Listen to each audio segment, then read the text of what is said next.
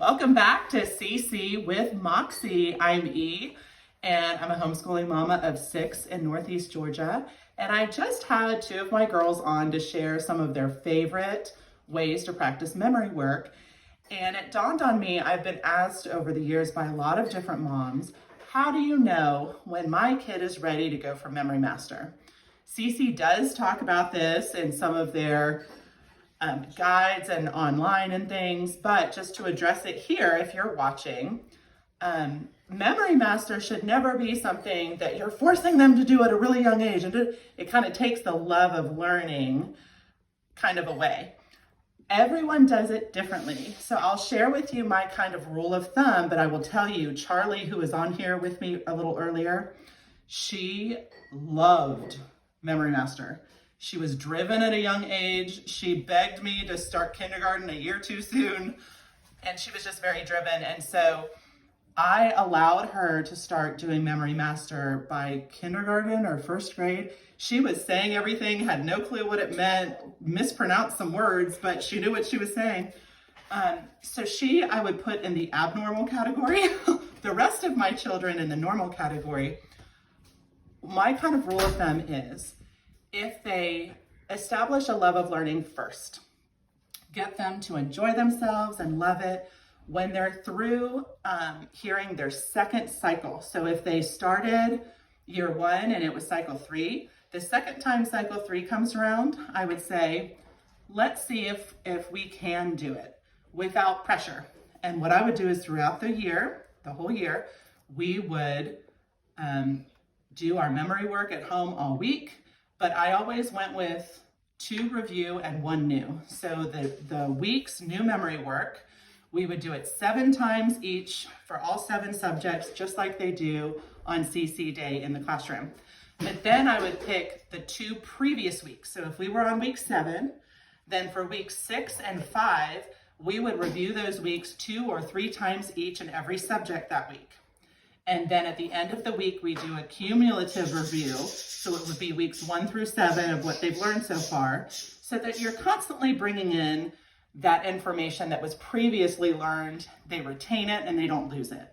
During Christmas breaks, we would continue to work on all 12 weeks from the first semester. So maybe it's 3 or 4 week chunks at a time. So meaning on Monday, maybe we would do weeks 1 through 3, and on Tuesday, 4 through 7, 8 through 11, etc.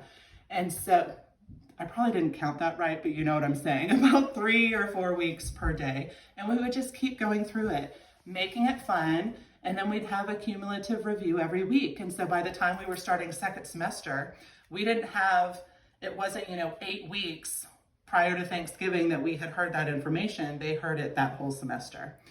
The way Memory Master is set up is so that if your children are mastering the full year's worth of work, when week 21, 22 hits, whenever you choose to start seeing if your kid is ready, they're allowing 3 misses in each subject, and that's for a reason. You haven't completed weeks 22, 23, and 24 yet. So they can miss those. You want them to be pretty 100% on the other weeks. And what I would always do is when it was time for Memory Master, I would say it like this: listen, let's see what you know. If they're not ready, I wouldn't push it. There would be no shame. I wouldn't make them feel bad or anything like that. But if they were within maybe 1 or 2 misses a subject, that was my clue. I think we can do this. And so we would start working really hard. The nice thing nowadays is because it's on your app, the information is on your app, on your phone and everything. If you're a busy mom like me, juggling multiple kiddos, maybe you're in a season that you cannot be present. So Hayden, she's going to be master's class this year. This year was extremely busy for me personally and also as a director. And I did not have it in me to sit with her every day to do the amount needed to go for Memory Master. Charlie, who I referred to earlier, who was very driven, there were 2 years where I said, I love you so much. I just had newborns, babies 5 and 6, and I just couldn't. And she went, I'm going to do it anyways. And she was driven and did it on her own. Praise that also. All that to say, I feel no pressure is the best way to go. Once they've hit the cycle a second time or even a third time, I think they're ready. A lot of moms say once you're at age essentials, once you're 4th, 5th, 6th grade, they want you doing Memory Master. But again, if your child struggles and doesn't quite make it, praise what they have done. Also, think about doing as a family, praising for Subject Master. Maybe they were able to master 3 of the 7 subjects. Praise it. 1 subject, praise it. Have a little party, have some cupcakes at the end of the week. Keep it super positive and affirming. And those are just my 2 cents. I'm sure a lot of other people have different thoughts on it. But I say just keep it fun, keep it low pressure. If you have a driven kid, yay! And if not, that is okay too. Just keep practicing the memory work throughout the year.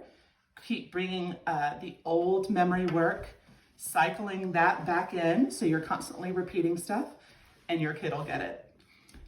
Whatever way you choose, just remember to keep doing CC with Moxie.